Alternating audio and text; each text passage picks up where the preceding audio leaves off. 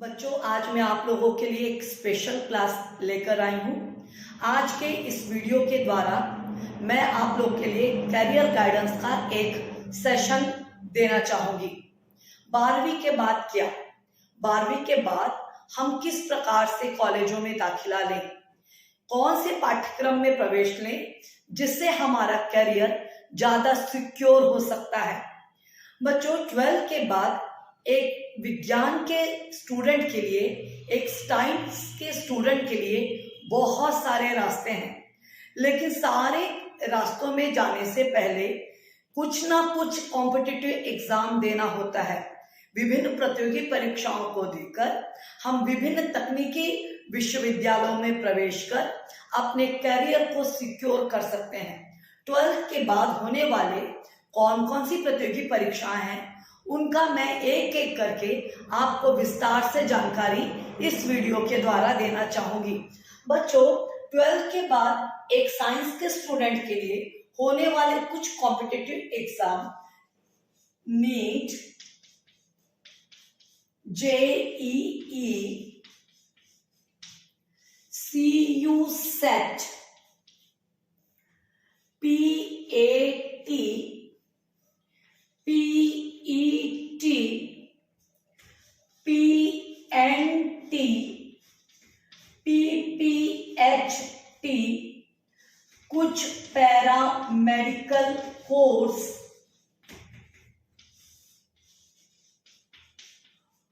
और कुछ BSc programme medical college.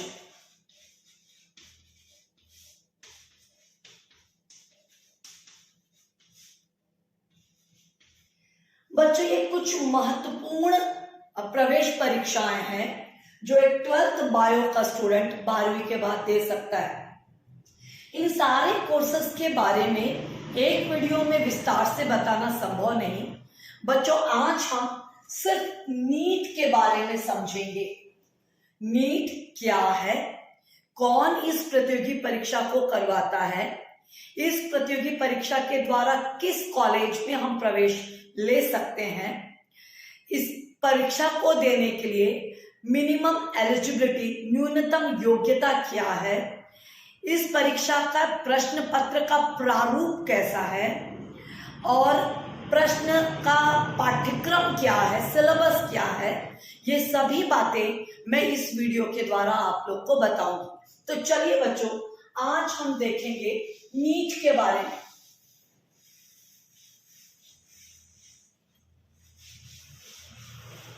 तो सबसे पहले नीट के बारे में विस्तार से समझने से पहले इसके फुल फॉर्म को समझने का कोशिश करते हैं। नेशनल एलिजिबिलिटी एंट्रेंस टेस्ट, राष्ट्रीय प्रवेश पात्रता परीक्षा, ये नीट का फुल फॉर्म है। इस परीक्षा को बच्चों मेडिकल कॉलेज में प्रवेश हेतु कराया जाता है। मेडिकल कॉलेज में एमबीबीएस की पढ़ाई करने के लिए जो प्रवेश परीक्षा होती है वही नीट कहलाती है। बच्चों, पूरे भारतवर्ष के मेडिकल कॉलेज में प्रवेश के लिए इकलौती होने वाली प्रवेश परीक्षा है नीट। इसके अलावा कोई भी राज्य कोई अन्य प्रकार का प्रवेश परीक्षा नहीं करा सकता। ओके बच्चों, इस परीक्षा को नेशनल टेस्टिंग एजेंसी कहलाती है। क्योंकि बच्चों ये एक नेशनल लेवल पर होने वाली प्रतियोगी परीक्षा है, इसलिए इस परीक्षा को एक national agency, national testing agency कराती है बच्चों, ये एजेंसी कई अन्य महत्वपूर्ण प्रवेश परीक्षाओं को भी कराती है, जैसे जेईई, जैसे नेट की परीक्षा, जैसे सैनिक स्कूल की प्रवेश परीक्षा, ये सभी ये एजेंसी कराती है। बच्चों, ये एजेंसी एक महत्वपूर्ण एजेंसी है जो प्रोफेसर की होने वाली परीक्षा को भी कराती है। बच्चों, अब हम लोग इस परीक्षा में कौन पात्र है, कौन इस एग्जाम को दे सकता है, इसको थोड़ा सा समझते हैं। ओके, चलिए बच्चों इसकी एलिजिबिलिटी को चेक करते हैं, इसकी पात्रता को हम थोड़ा सा समझते हैं। बच्चों, इस परीक्षा को देने के लिए कौन पात्र है?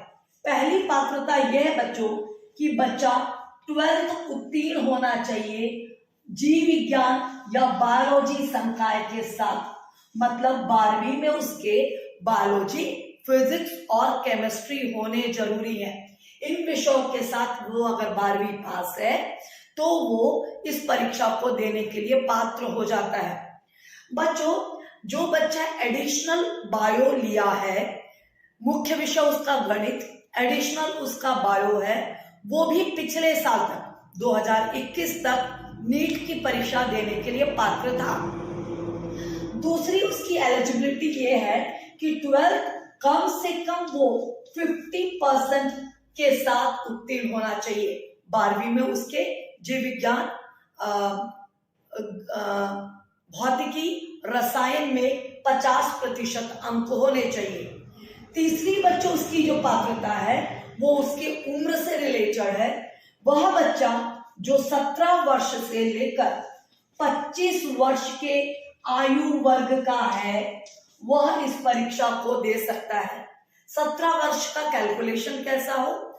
जैसे बच्चों यदि आप 2022 में परीक्षा दे रहे हैं तो 31 दिसंबर 2022 की स्थिति में आपका 17 वर्ष पूरा होना चाहिए। मतलब 2005 के बच्चे, 2005 में जन्मे बच्चे इस वर्ष 2022 का नीट की परीक्षा दे सकते हैं, 2006 के बच्चे नहीं दे सकते।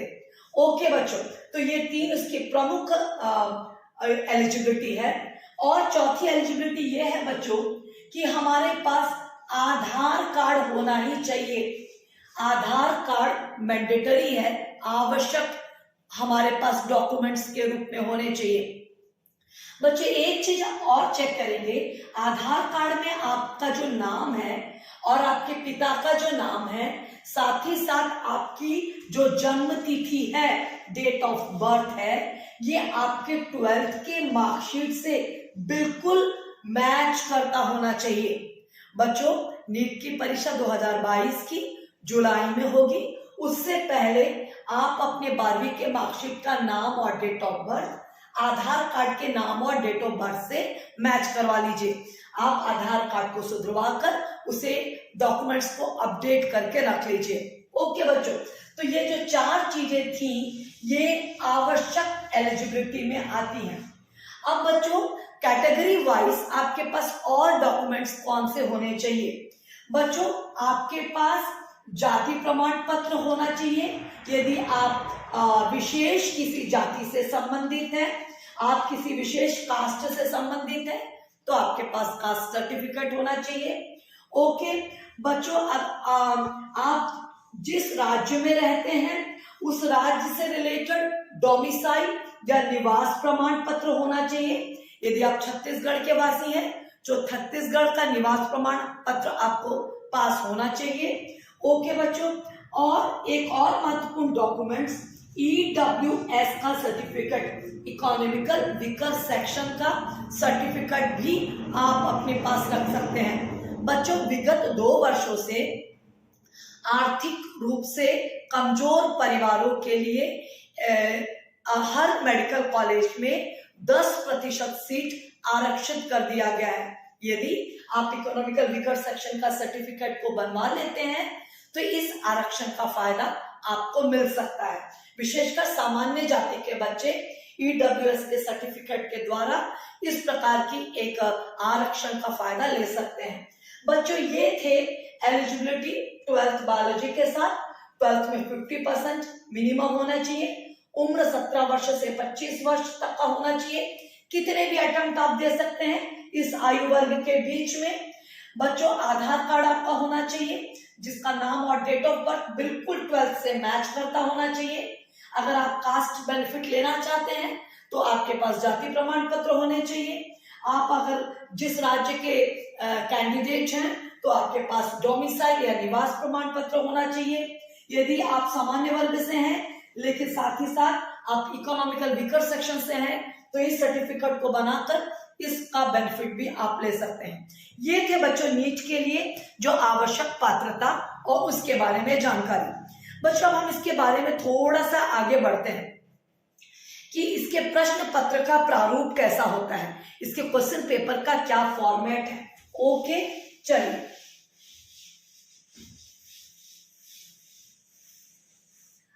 बच्चों नीट के एग्जाम में 2021 में 200 प्रश्न आए थे, लेकिन बच्चों आपको करने 200 प्रश्न नहीं है, आप उनको करने 180 प्रश्न थे। अब आपके मन में आया होगा कि प्रश्न ज्यादा क्यों थे। बच्चों ये कोविड के समय ऐसा प्रारूप को लाया गया था, और ऐसा प्रारूप क्यों लाया गया था इसको हम बाद में समझेंगे।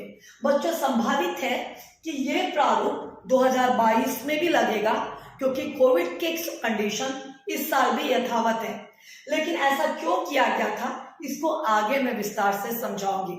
कैसे इन प्रश्नों का विषयवार बंटवारा है, सब्जेक्ट वाइज कैसे डिस्ट्रीब्यूट है, इसको भी मैं समझाने का कोशिश करूंगी। बच्चों नीट के प्रश्न पत्र में 4 विषय में से प्रश्न हैं, बॉटनी से, जूलॉजी से, केमिस्ट्री और फिजिक्स, इन चारों सब्जेक्ट से प्रश्न हैं। बच्चों आपके पास जूलॉजी और बॉटनी संयुक्त रूप से बायोलॉजी के रूप में रहता है, लेकिन प्रश्न यहां से अलग अलग सेक्शन में आते हैं। इन सारे सेक्शन से 50-50 प्रश्न आपके परीक्षा में आएंगे बच्चों।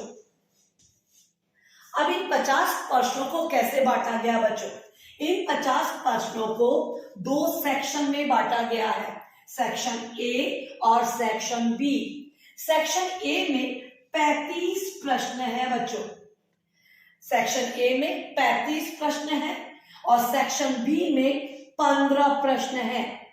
सेक्शन ए के 35 प्रश्न करना अनिवार्य है, इसे सारे आपको अटेंड करने हैं।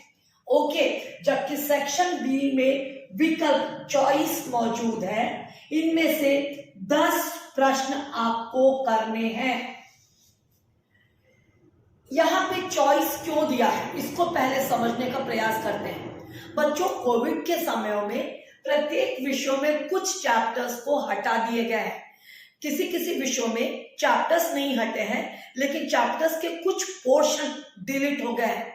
लेकिन जब प्रश्न पत्र आए तो जिस बच्चे ने पूरे कोर्स के साथ तैयारी की है उसको भी कोई नुकसान ना हो, और वह बच्चा जिसने डिलीटेड पोर्शंस को हटाकर तैयारी की हो उसको विकल्प मिल जाए, इसलिए ऐसा प्रावधान किया गया है बच्चों। मतलब आप डिलीटेड पोर्शन को हटा के भी यदि नीट की तैयारी करेंगे तो इस विकल्प दे दिए जाने के कारण आपको नुकसान नहीं होगा। इस तरह बच्चों देखा जाए तो 35 और ये 15 प्रश्न, 50 प्रश्न, लेकिन करने 10 है। इस तरह एक विषय में बच्चों आपको 45 प्रश्न करने हैं, 35 + 10 45 प्रश्न। ऐसे आपको जूलॉजी में, केमिस्ट्री में और फिजिक्स में सभी करने हैं, मतलब 45 और 4 विषय लेकर हो गए बच्चों यहां पर 180 प्रश्न। ओके, जो आपको करने हैं। बच्चों अगर इसकी मार्किंग स्कीम को देखें तो ये सारे प्रश्न एमसीक्यू पैटर्न के हैं, मल्टीपल चॉइस क्वेश्चन है, जहां पर आपको प्रश्न सही करने पर +4 नंबर मिलेंगे, और यदि आपने कोई प्रश्न गलत कर दिया तो -1 भी हो जाएगा। मतलब बच्चों नीट की परीक्षा में माइनस मार्किंग स्कीम है, सही करने पर 4 अंक मिलेंगे और गलत करने पर 1 अंक घट जाएंगे। बच्चों यदि 180 प्रश्न है और प्रत्येक प्रश्न पर 4 नंबर है तो बच्चों टोटल 720 नंबर का नीट की परीक्षा होती है। ओके, एक सेक्शन से 45 प्रश्न और 4 सेक्शन है करके 180 प्रश्न, और 180 प्रश्न, एक प्रश्न 4 नंबर का, तो कुल 720 नंबर का नीट की परीक्षा होगी। ओके बच्चों, माइनस मार्किंग है, इसलिए हमें बड़े सावधानी से जिस प्रश्नों को हमको आता है उन्हीं को हल करना है। ओके, 35 प्रश्न ए सेक्शन और 15 प्रश्न बी सेक्शन, लेकिन उसमें से करने हमें 10 ही है। ओके बच्चों, आपको मेरे को लगता है प्रश्न पत्र का प्रारूप क्लियर होगा। बच्चों, हमारा जो नीट का प्रश्न पत्र अंग्रेजी और हिंदी दोनों में आता है, ये बाइलिंगुअल होता है। आप जिस भाषा में कंफर्टेबल महसूस करते हैं उस भाषा में प्रश्न पत्र को रीड कीजिए और अपनी सुविधा के अनुसार प्रश्नों को हल कीजिए। ओके बच्चों, चलिए बच्चों, अब हम लोग थोड़ा सा कहाँ से ये आता है, नीट के प्रश्न का सिलेबस क्या है और कहाँ से आता है, इसको समझने का प्रयास करते हैं। बच्चों, नीट में आने वाले ये 200 प्रश्न जिसमें से आपको 180 प्रश्न करना है, वो 11th और 12th के एनसीईआरटी की किताब जो कि बायोलॉजी, फिजिक्स और केमिस्ट्री की होगी, यहीं से प्रश्न आते हैं बच्चों। जो 11th 12th का एनसीईआरटी का जो बायोलॉजी, फिजिक्स और केमिस्ट्री का सिलेबस है, वही बच्चों नीट का सिलेबस है। नीट के लिए कोई अलग सिलेबस नहीं है। Complete 11th 12th physics, chemistry और बायोलॉजी से आना है। डिलीटर पोर्शन जो हटे हैं उसके लिए आपके पास प्रश्न पत्र में विकल्प मौजूद है। बच्चों, थोड़ा सा इसको सब्जेक्ट वाइज देखें तो हम कहाँ से तैयारी करें। देखा क्या है बच्चों, या प्रीवियस ईयर के प्रश्न पत्र के आधार पे हम ऐसा कह सकते हैं कि बायोलॉजी और केमिस्ट्री की तैयारी आप बिल्कुल एनसीईआरटी की किताब से कर सकते हैं। एनसीईआरटी का किताब इसके लिए पर्याप्त है। अगर आप माइन्यूटली एकदम गहराई से 11th 12th के एनसीईआरटी की किताबों को पढ़ लेते हैं तो लगभग सारे प्रश्न आपसे बन जाएंगे। लेकिन बच्चों, फिजिक्स की तैयारी कैसे करनी है? फिजिक्स एनसीईआरटी से नहीं आता ऐसा नहीं है, लेकिन फिजिक्स वास्तव में थोड़ा सा एनसीईआरटी का एप्लीकेशन पार्ट होता है, उसमें न्यूमेरिकल्स आते हैं। एनसीईआरटी की किताब में फॉर्मूलाज और डेरिवेशंस दिए हैं, लेकिन उसको कैसे अप्लाई करें, लागू करें, उसको न्यूमेरिकल उससे कैसे बनाएं या दैनिक जीवन पर उसको कैसे अप्लाई करें, इस बेस पर फिजिक्स के क्वेश्चन आते हैं बच्चों। सामान्यतः देखा जाए तो नीट की परीक्षा में जो प्रश्न आते हैं वो मध्यम और आसान स्तर के प्रश्न 80% होते हैं। कुछ 20% प्रश्नों का स्तर थोड़ा सा कठिन हो सकता है। ओके बच्चों, देखो बच्चों, एक समय में भारतवर्ष में जो मेडिकल कॉलेजेस थे उनको अगर हम देखें तो वो 3 प्रकार के मेडिकल कॉलेजेस भारत में हैं। एक सिंपल मेडिकल कॉलेजेस हैं, और फिर बच्चों एम्स के कुछ मेडिकल कॉलेजेस हैं, जिपमर के कुछ मेडिकल कॉलेज हैं। एक समय में इन सभी के प्रवेश परीक्षाएं अलग अलग होती थी, लेकिन अब जब से नीट अप्लाई हुआ है, इन सारे कॉलेजों में इसी के थ्रू एडमिशन होता है। ओके बच्चों, थोड़ा सा हम इसकी कट ऑफ को भी समझने का प्रयास करते हैं, विशेषकर छत्तीसगढ़ के संदर्भ में। बच्चों, छत्तीसगढ़ के संदर्भ में 2021 के रिजल्ट की समीक्षा करें तो 580 से लेकर 600 नंबर आने पर छत्तीसगढ़ में जनरल कैटेगरी और ओबीसी कैटेगरी के लिए कॉलेज मिल जाता है। ओके बच्चों, जनरल कैटेगरी और ओबीसी कैटेगरी के लिए छत्तीसगढ़ में 580 से लेकर 600 के बीच कॉलेज उनको काउंसलिंग में मिल जाती है। अगर थोड़े से अंबिकापुर मेडिकल के कॉलेज के बारे में देखें बच्चों, तो 2021 में 550 वाले स्टूडेंट को भी कॉलेज मिला है।